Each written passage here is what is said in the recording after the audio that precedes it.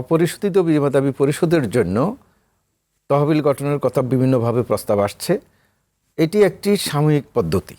সাময়িকভাবে সরকার চেষ্টা করে রুগ্ন কোম্পানি অথবা যে সমস্ত কোম্পানিগুলো গ্রাহকদের টাকা পরিশোধ করে নাই, পুরো সেক্টরকে অনিশ্চয়তার মাঝে ফেলে দিয়েছে, সেই ক্ষেত্রে সাময়িকভাবে একটা তহবিল গঠন করে তাদের দাবি পরিশোধ করা যায়। কিন্তু তার পাশাপাশি সরকারকে কঠোর হস্তে আরও কয়েকটি কাজ করতে হবে।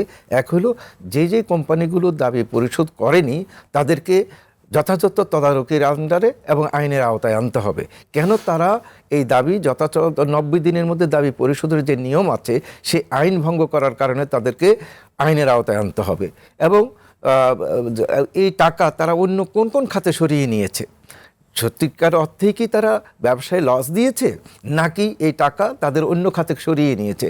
আমরা বিভিন্ন গবেষণায় দেখেছি এই সমস্ত কোম্পানিগুলোর মালিক যারা আছেন বা ডিরেক্টর যারা আছেন তারা নিজেরা খুবই ভালো আছেন, কিন্তু সেখানে গ্রাহকদের দাবি পরিশোধ হচ্ছে না। তার মানে কি, তারা বিমা খাতের টাকা অন্য খাতে সরিয়ে তাদের অন্য ব্যবসা প্রসার ঘটাচ্ছেন, কিন্তু বিমার ব্যবসাটাকে স্থবির করে দিয়েছেন। সেই ক্ষেত্রে দুটি, একটি হলো ইডরা, যেখানে সরকারের পক্ষে তারা নিয়ন্ত্রণ সংস্থা হিসাবে কাজ করে। আমি আপনার এই চ্যানেলের মাধ্যমে বহুবার বলেছি তাদেরকে অত্যন্ত কঠিনভাবে এই ব্যাপারগুলো হ্যান্ডেল করতে হবে, এবং যে কারণে সরকার বাজেটেও বলেছে তাদের ডিজিটালাইজেশনের মাধ্যমে এই জিনিসগুলো করার জন্য, এবং সেটা একটি। আর তৃতীয়ত হচ্ছে কি, যে এখানে একটা মরাল পারসুয়েশন প্রয়োজন।